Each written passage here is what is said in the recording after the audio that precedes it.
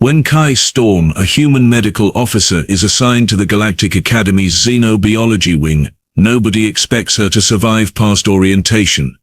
Humans are the newest species in the council, barely tolerated, whispered about in corridors, as those insane deathworlders. But when a critically injured Vralkith cub, a species so deadly that 3 adults could level a space station, is brought to the medical bay after a smuggling raid gone wrong, everything changes. The cub should have died. It should have torn apart anyone who came close. Instead, it does something that sends shockwaves through every species in the academy. It calls Kai Mama. Now Kai must navigate council politics, species prejudice, and the bewildering reality that she's somehow become the foster parent to one of the galaxy's most feared predators. And the cub, Ember, isn't just any Vralkith. She's royalty. The council wants answers.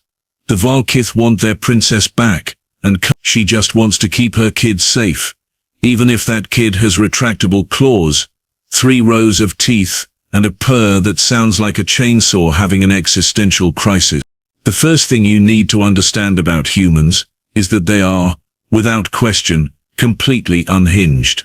I say this as Rector Thuix Van, head administrator of the Galactic Academy for Xenobiological Sciences, someone who has spent 43 standard cycles dealing with species from every corner of council space.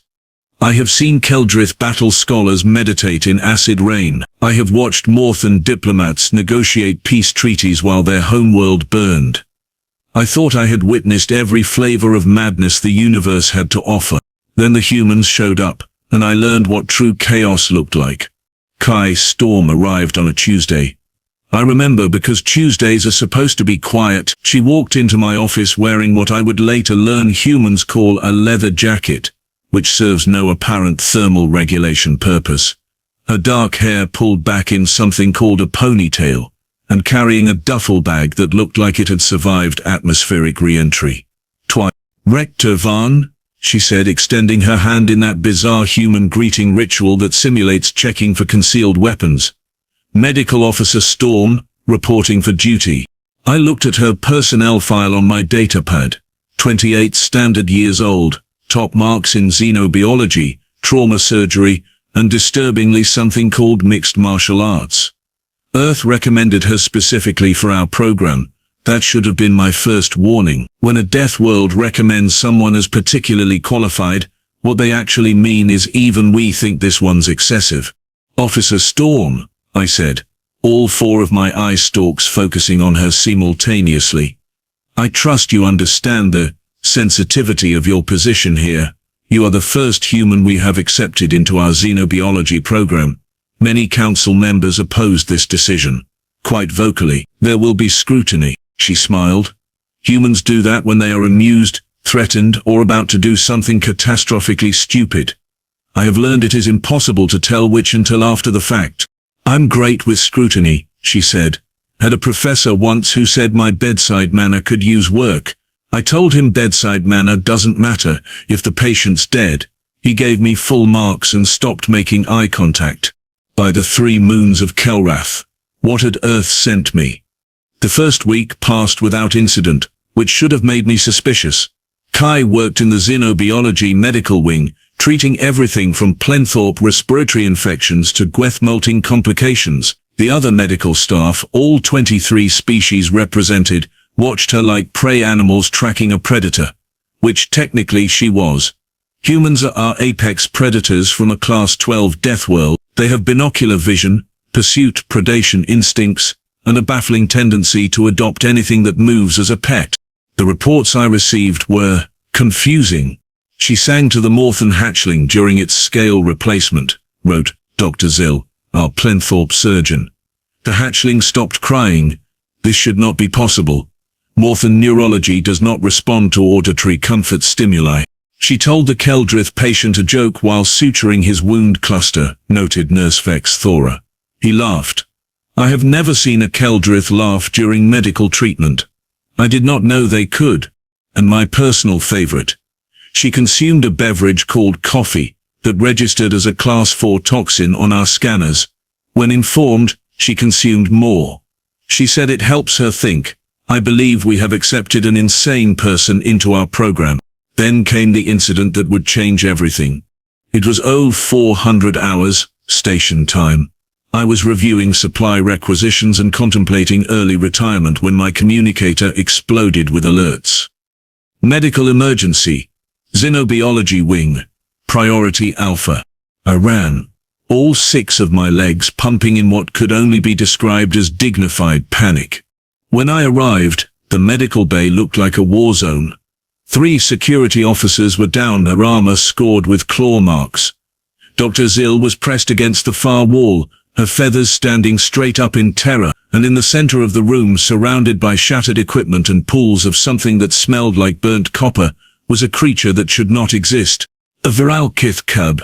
Let me explain something about the Vralkith. They are apex predators from a planet that makes Earth look like a vacation resort. Adults stand 3 meters tall, have retractable claws that can shred battle armor, and possess a bite force measured in yes. They are solitary, territorial, and so aggressive that the Council had to create special protocols just for diplomatic meetings. A single adult Vralkith could clear this entire station in under an hour, and someone had brought a cub here. She could not have been more than 2 standard years old. Her scales were still soft, mottled black and crimson, her eyes too large for her face. She was covered in injuries, probably from the smuggling operation that had been busted in Sector 7, and she was terrified, backed into a corner, hissing like a plasma leak, ready to kill anything that came close. "Where's Officer Storm?" I demanded.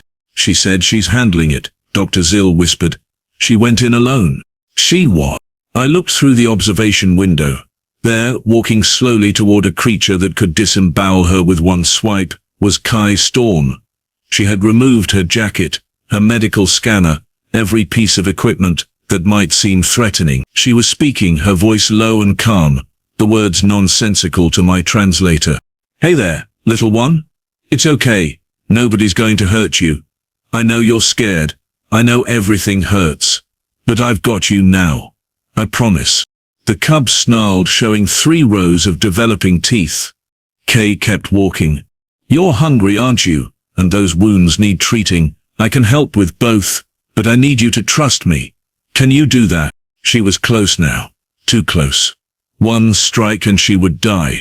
Kai knelt down, making herself smaller, vulnerable. She extended her hand, palm up, in that same gesture she had used when we met. For a moment that stretched into eternity, nothing happened. Then the Vralkith cub, this tiny engine of destruction, this creature that had just put 3 trained security officers in the trauma unit, did something that made every single being in that medical bay question their understanding of xenobiology. She stepped forward, pressed her bloodied snout into Kai's palm, and made a sound. A small, chirping sound that their species makes only once in their lives, only to one individual, a sound that means safety, means family, means home. The cub looked up at Kai Storm with those 2 large eyes and said, in perfectly clear galactic standard, the first word any Vralkith ever learns. "Mama." The medical bay went silent. Kai, this insane human who had been here barely a week, this creature from a death world that terrified half the Council, smiled that dangerous smile and very carefully wrapped her arms around a predator that could have killed her in a heartbeat. "Yeah, little Ember," she whispered. "Mama's here?" That was when I realized something that would keep me awake for many nights to come. We had not brought a human into the academy. We had brought a human mother, and the galaxy was not remotely prepared for what that meant. The emergency session of the Academy Council was called for 0800 hours the next morning. I had not slept, neither had anyone else in the xenobiology wing, apparently, because when I walked into the council chamber, it looked less like a diplomatic gathering and more like a riot waiting to happen. Ambassador Threll of the Vralkith delegation was pacing, which for a 3-meter-tall apex predator was absolutely terrifying. His scales were flushed a deep crimson, the color their species turns before they start breaking things, or people. "You dare," he growled, his voice resonating in frequencies that made my teeth ache, "to hold a member of the royal bloodline hostage?" "Hostage," I said, activating the main view screen. "Perhaps you should see for yourself." The medical bay camera feed showed Kai sitting cross-legged on the floor, the Vralkith cub curled in her lap like an oversized, scaly cat. She was carefully cleaning the cub's wounds, talking non-stop in that soothing tone humans use, while the little predator made sounds that could only be described as purring. If chainsaws could purr while having feeling. She is treating her injuries, I continued. Injuries, I might add, that occurred during an illegal smuggling operation. Perhaps you would care to explain how Princess Ember ended up in a cargo container bound for the black market. The silence that followed was delicious. Ambassador Threll's scales shifted from crimson to a mottled grey. Guilt. That is, an internal matter. It became an external matter when she nearly died in our sector, I said. Your princess is safe because Officer Storm risked her life. A life, I might add, that several of you argued was worthless when we accepted her application. Council member Vix, a Plenthorpe who had voted against admitting humans, fluttered her wings nervously. Rector, while we appreciate Officer Storm's bravery, the situation remains problematic. The Vralkith have specific protocols for cube rearing. Humans cannot possibly understand their biology, their needs, their cultural requirements. On the view screen, Kai was now feeding Ember something from a specialized nutrition pack. The cub was eating carefully from her hand, occasionally stopping to nuzzle against Kai's arm. Every xenobiologist in the room recognized the behavior. Bonding. The irreversible kind. She called her Mama, whispered Dr. Zill, who had joined us. Do you understand what that means? Vralkith cubs imprint once, only once. It is psychologically impossible to reverse. Ambassador Threll made a sound like grinding metal. Then we will take them both. The human will come to our homeworld. She will raise Ember according to our traditions until the princess reaches maturity. Absolutely not, said Council Member Saren, a Morthan diplomat, whose scales were currently showing amusement colors. This was getting good, apparently. Humans are council members now. You cannot simply abduct one because it is convenient. My princess, your princess chose, I interrupted. Whether you accept it or not, Ember selected Kai Storm as her guardian. We can either respect that choice, or explain to the entire council why we are overriding the biological imperatives of a sentient species for political convenience. The chamber erupted into arguments. 7 different languages, 4 of them involving threat displays. I was about to call for order when the door opened. Kai Storm walked in, carrying Princess Ember in her arms. The entire council chamber froze. Humans have this effect sometimes. They do not always follow protocol. They do not wait for permission. They simply act, and everyone else has to adjust reality around them. Sorry I'm late, Kai said, not sounding sorry at all. Ember had breakfast and I wanted to make sure her sutures were holding. She looked directly at Ambassador Threll. You must be her father. The ambassador stared. Then, very slowly, he lowered himself into a submissive crouch. A gesture of respect so rare that I had only seen it twice in my entire career. You saved my daughter, he said, his voice barely above a whisper. I'm a doctor, Kai replied. It's kind of my thing, but yeah, she's safe, and she's going to stay that way. Her tone shifted, became harder. Want to tell me how she ended up with 3 broken ribs, severe dehydration and trauma markers consistent with prolonged captivity? For a moment I thought the ambassador might attack. His scales flushed crimson again, but then he sagged, a gesture of defeat that looked wrong on such a large predator. Political rivals. They took her during a diplomatic mission. We have been searching for 6 standard weeks. When we finally located the smuggling ring, it had already been raided by your security forces. We thought, his voice cracked, a sound I did not know Vralkith could make. We thought she was dead. Ember chirped and reached one small claw toward her father. He very carefully extended one massive hand, letting her grip his finger. The size difference was absurd. Heartbreaking.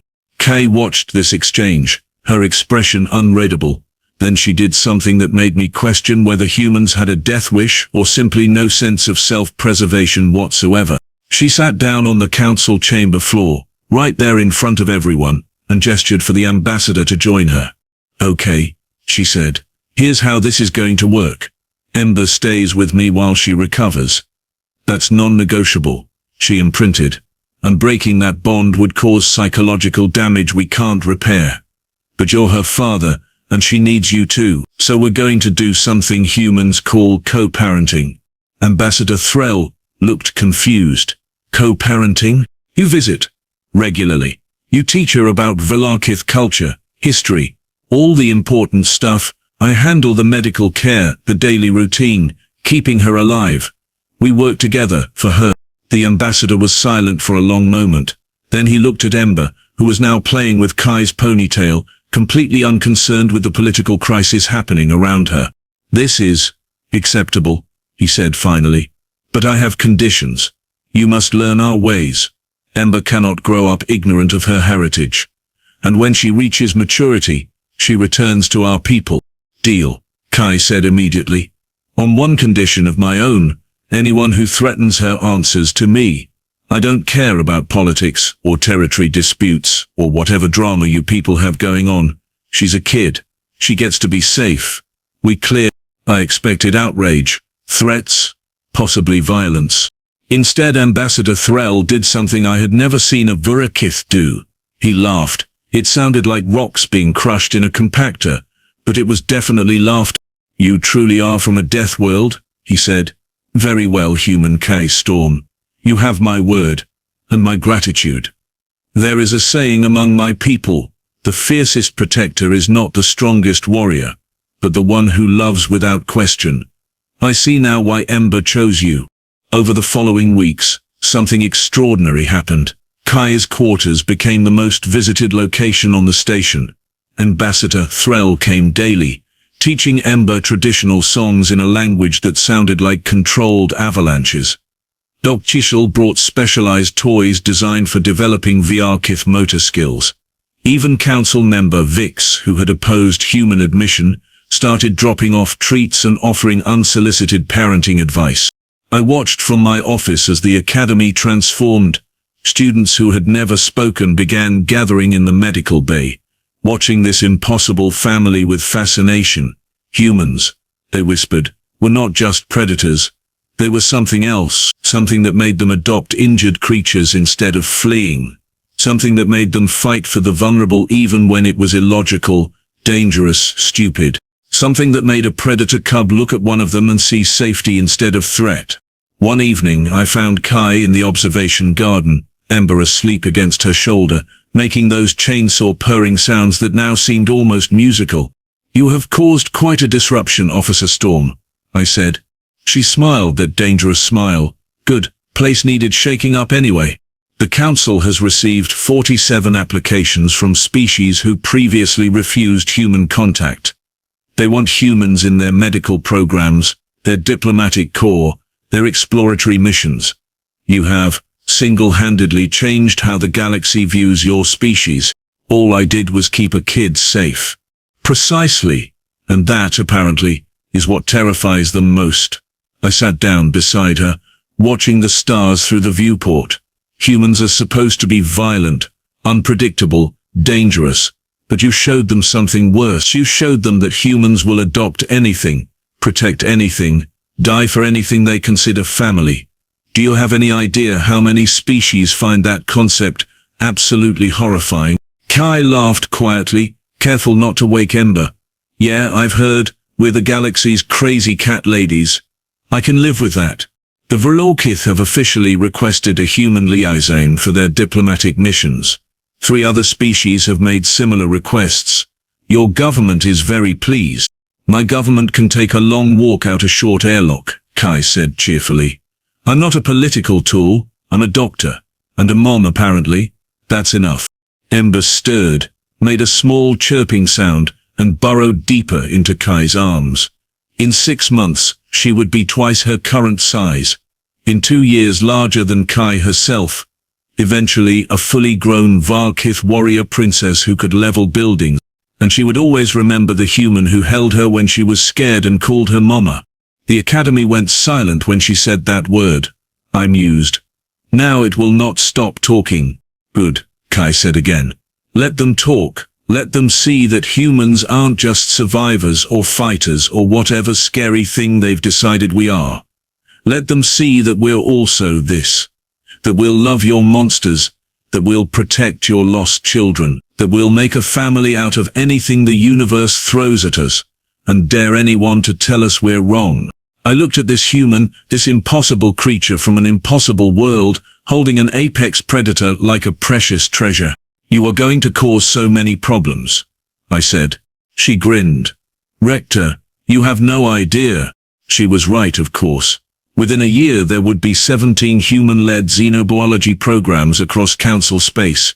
Within 5 years, humans would be the most requested species for first contact missions specifically because of their tendency to befriend anything with a pulse.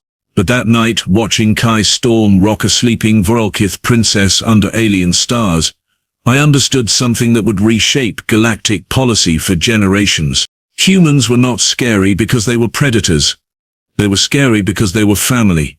And nothing in the universe was more dangerous than a human protecting their own.